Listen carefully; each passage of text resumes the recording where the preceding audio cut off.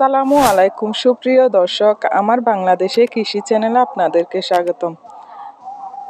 দেখতে পাচ্ছেন এই মরিচটা আমার কাছে অনেক প্রিয়। যাদের প্রিয় কমেন্টে জানাবেন, অবশ্যই লাইক কমেন্ট শেয়ার করবেন। এই মরিচটার বীজগুলো আজ বপন করব। প্রথমত আমি জৈব সার মিক্স করে মাটিগুলো জোরে করে প্রস্তুত করে নিলাম।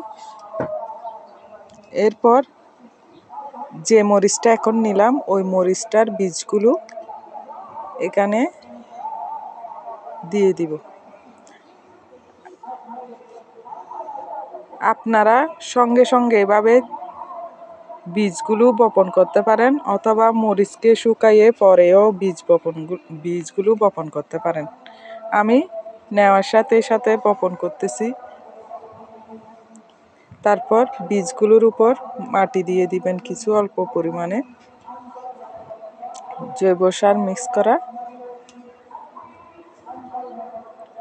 এরপরে হালকা একটু জল দিয়ে দিবেন।